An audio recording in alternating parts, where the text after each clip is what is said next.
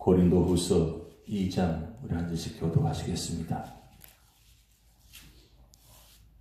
내가 다시는 너희에게 근심 중에 나아가지 아니하기로 스스로 결심하였노니 내가 너희를 근심하게 한다면 내가 근심하게 한 자밖에 나를 기쁘게 할 자가 누구냐? 내가 이같이 선 것은 내가 갈 때 마땅히 나를 기쁘게 할 자로부터 도리어 근심을 얻을까 염려하며 또 너희 모두에 대한 나의 기쁨이 너희 모두의 기쁨인 줄 확신함이로라. 내가 마음에 너 큰 눌림과 걱정이 있어 많은 눈물로 너에게 썼노니 이는 너희로 근심하게 하려 한 것이 아니요 오직 내가 너희를 향하여 넘치는 사랑이 있음을 너희로 알게 하려 함이라. 근심하게 한 자가 있었을지라도 나를 근심하게 한 것이 아니요 어느 정도 너희 모두를 근심하게 한 것이니 어느 정도라 하면 내가 너무 지나치게 말하지 아니하려 함이라. 이러한 사람은 많은 사람에게서 벌받는 것이 마땅하도다. 그런즉 너희는 차라리 그를 용서하고 위로할 것이니 그가 너무 많은 근심에 잠길까 두려워하노라. 그러므로 너희를 권하노니 사랑을 그들에게 나타내라. 너희가 범사에 순종하는지 그 증거를 알고자 하며 내가 이것을 너희에게 썼노라. 너희가 무슨 일이든지 누구를 용서하면 나도 그리하고 내가 만일 용서한 일이 있으면 용서한 그것은 너희를 위하여 그리스도 앞에서 한 것이니 이는 우리로 사탄에게 속지 않게 하려 함이라. 우리는 그 계책을 알지 못하는 바가 아니로라. 내가 그리스도의 복음을 위하여 그들과의 이름에 주 안에서 문이 내게 열렸으되 내가 내 형제 디도를 만나지 못함으로 내 심령이 편하지 못하여 그들을 작별하고 마게도냐로 가노라.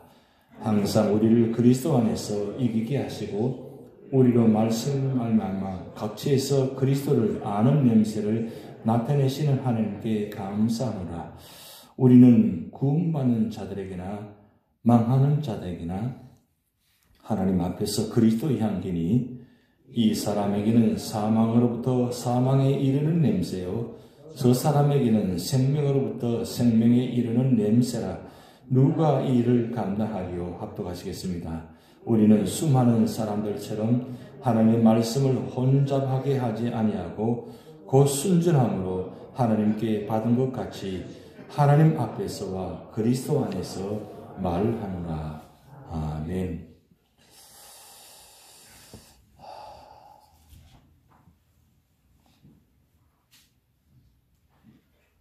오늘 고린도후서 2장에 중요한 단어가 두 개 나옵니다. 이 근심이라는 단어 그리고 향기라는 단어입니다. 오늘 사도 바울이 오늘 고린도후서 2장을 이 근심을 표현한 이유가 무엇이냐면 이런 내용입니다. 에베소에서 고린도 교회 소식을 듣게 되고 그래서 참으로 눈물로 세운 이 고린도 교회, 그렇게 세운 교회가 다른 교회들보다 너무나 많은 문제들이 많은 교회다 보니까 이 소식을 듣고 사도 바울이 고린도 교회를 방문하게 됩니다.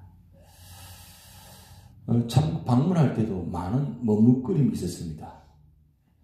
내가 가면 분명히 그분들을 지적하고 그리고 징계하게 되고 그래서 교회가 오히려 더 힘들어질 텐데 그런 것 때문에 사도 바울은 고린도 교회를 방문하기를 많이 머뭇거렸습니다. 그렇지만 그럼에도 가서 고린도 교회를 세우기 위해서 방문하게 됩니다. 방문해서 고린도 교회 여러 가지 문제들을 지적하고 그리고 많은 말씀을 나누고 그렇게 문제가 해결될 줄 알았습니다. 그런데 문제가 해결되지 않고 오히려 상처만 남고 고린도 교회를 나오게 됩니다. 에베소로 다시 돌아와서 고린도 교회를 생각하니까 너무 많은 눈물이 납니다. 그래서 오늘 4절 말씀 보면 내가 마음에 큰 눌림과 걱정이 있어 많은 눈물로 너에게 섰노니라고 기록됩니다. 많은 눈물로 너에게 섰노니, 그게 바로 고린도전서 다음에 바로 눈물의 편지, 지금은 존재하지 않는 눈물의 편지를 썼다는 뜻입니다. 눈물의 편지 속에는 다른 의미가 있습니다. 말은 눈물의 편지지만 사실 그 내용 속에 준엄한 편지라고 그렇게 또 일반적으로 알려져 있습니다. 눈물의 편지라는 것은 그만큼 가슴 아파하면서 고린도교의 문제들을 다시 한 번 더 지적하면서 편지를 쓴 내용이기 때문에 눈물의 편지인데, 사실 그 내용 속에는 굉장히 준엄한 편지 내용이 담겨 있습니다. 준엄한 내용이라는 것은 바로 그 문제 있는 사람들을 책망하고 그리고 징계해야 된다는 그런 내용의 편지입니다. 사실 사랑하기에 또 사랑할 수밖에 없기에 또 그 앞에 문제를 이야기하죠.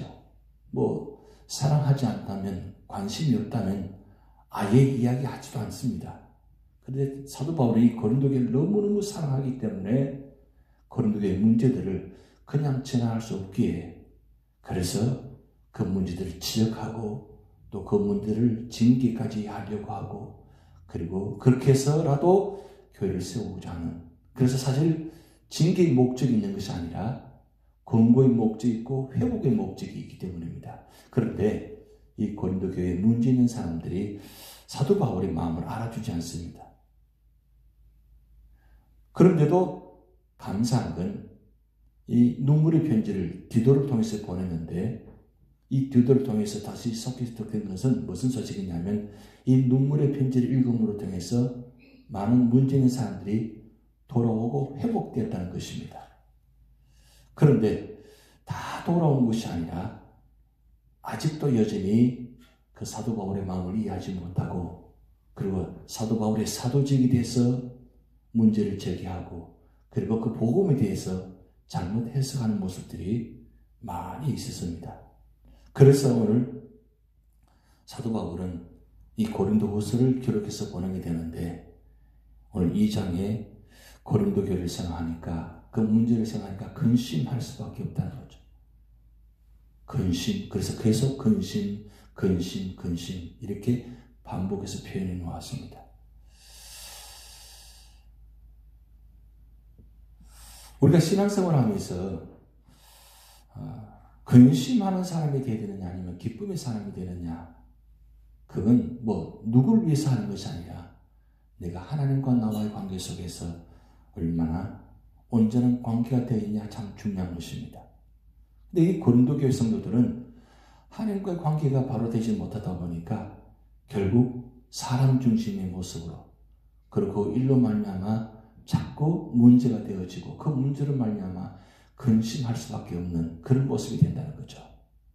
그래서 이 근심하는 자들을 사도 바울이 징계하라, 내쳐라 말씀하지 않고 오히려 그들을 사랑하라 그래요. 왜요? 그들도 하나님의 자녀들이기 때문에, 그리고 그들도 하나님께 사랑할 수 있는 자들이기 때문에, 그들이 또 하나님께서 이 세상을 구원하기 위해서 십자가를 통해서 구원할 수 있는 예수님 보내셨기 때문에 그들도 구원의 대상자라는 거죠. 그래서 사도 바울은 비록 그들이 근심하는 자지만 그래도 그들을 받아들이고 그들을 용서하고 사랑하라. 그런데 그것이 사람 힘으로 되지 않는 거죠. 결국 그리스도 이름으로 하지 않으면 할 수 없다는 거죠. 그래서 사도 바울은 오늘 10절 말씀에 이렇게 말씀 기록했습니다. 너희가 무슨 일이든지 누구를 용서하면 나도 그리하고, 내가 만일 용서한 일이 있으면 용서한 것은 너희를 위하여 그리스도 앞에서 하는 것이니 그랬어요. 결국 사도 바울이 한 것은 그리스도 앞에서 그들을 용서하고 사랑했다는 겁니다. 나를 대적하고 나를 핍박하고 그렇게까지 눈물을 쓴 그런 모습들이 있음에도 불구하고 오해하고 그리고 비판하는 그들을 용서하고 사랑하는 쉽지 않습니다. 그런데 사도 바울은 고린도 교회를 너무 사랑하고 너무나 기도의 대상이기 때문입니다. 그래서 사도 바울은 고린도 교회를 생각하면 근심 걱정되지만 또 반면에 그러므로 더 사랑하고 더 가까이 하고 하는 모습. 그래서 세 번째 가려고 합니다. 다시 방문해서 다시 한번 그들을 위로하고 다시 한번 더 세우려고 하는데 또 머뭇거립니다. 왜요? 혹시라도 내가 가면 또 그 부분을 또 지적하게 되고 그 부분을 또 어쩌면 또 징계할 수밖에 없는 상황까지 갈 수밖에 없기 때문입니다. 그래서 고린도 후서를 통해서 말씀을 보내지만 가지 않으려고 마음을 다짐합니다. 왜요? 내가 가면 혹시 더 문제가 될 수 있으니까. 참 사도 바울의 마음이 참 대단합니다. 우리가 성경을 볼 때에 하나님의 마음과 그 예수님 마음과 그리고 이런 기록자의 이 사도 바울의 마음을 좀 볼 수 있으면 좋겠습니다. 이런 마음이 왜 중요하냐면 결국 왜 이런 마음까지 갖게 되는 거예요? 왜 이렇게까지 해야 되는 거예요? 그렇게 한 이유는 주님 때문입니다. 주님께서 복음을 통해서 영혼 구원받게 하고 그들을 사랑한다는 것. 사랑할 수 없는 사람을 사랑한다는 것은 대단히 힘든 일입니다. 그럼에도 사랑해야 되는 이유가 뭐냐? 주님께서 그들을 사랑하시기 때문입니다. 주님께서 그들을 십자가에 죽기까지 사랑하셨기 때문입니다. 사도 바울은 그 마음 때문에 주님 마음 때문에 고린도 교회를 놓지 못합니다. 여러분 그 마음 아시겠어요? 주님께서 우리를 얼마나 사랑하시는지 그 사랑 때문에 내가 놓고 싶어도 놓지 못하는 마음. 그 마음 아세요? 그 마음 좀 알았으면 좋겠습니다. 우리는 교회 와서 예배드리고 찬송하고 기도하고 말씀 보는 것 그것도 중요합니다. 근데 그보다 더 중요한 건 주님의 마음을 알으셔야 돼요. 주님 마음. 주님의 마음을 아셔야 돼요. 주님 마음을 안다면 그럴 수 없는 겁니다. 또 그렇게 해서도 안 돼요. 왜? 주님이 그 영혼을 사랑하기 때문입니다. 주님께서 그 사람을 축복하기 때문입니다. 주님께서 그분을 구원하기 위해서 얼마나 많은 일들을 하셨습니까? 그 마음, 여러분 이 고린도후서 2장에 그 마음을 사도 바울이 알기 때문에 놓지를 못하는 거예요. 편지를 3번이나 기록해서 보내고 그리고 가서 또 가고 싶고 가고자 하는 마음. 왜요? 그 주님 마음을 알기 때문입니다. 그래서 오늘 12절부터 17절까지 이 향기라는 단어가 나오는데 참 중요한 말씀이죠. 15절 말씀에 우리 같이 한번 읽어봅니다. 우리는 구원받는 자들에게나 망하는 자들에게나 하나님 앞에서 그리스도의 향기니. 그리고 16절 같이 있습니다. 이 사람에게는 사망으로부터 사망에 이르는 냄새요 저 사람에게는 생명으로부터 생명에 이르는 냄새라. 누가 이 일을 감당하리요. 향기, 아름다운 향기는, 좋은 향기는 죽은 자도 살리는 향기가 나타납니다. 이 향기. 여러분 내 몸에서 어떤 향기가 나타난다고 생각하세요? 그리스도의 향기가 나타납니까? 이 그리스도의 향기는 살리는 향기입니다. 죽이는 향기가 아니고. 그러면 이 그리스도의 향기를 나타내려면 어떻게 돼요? 내 안에 그리스도가 계셔야 됩니다. 계셔야만 내 모습은 내 생각과 마음은 그 아름다운 향기가 나타나지 않아요. 그런데 내 안에 그리스도가 계시면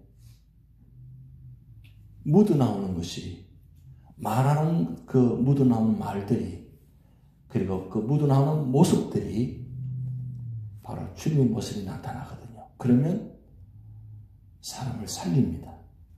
사람을 행복하게 만듭니다. 사람을 기쁘게 합니다.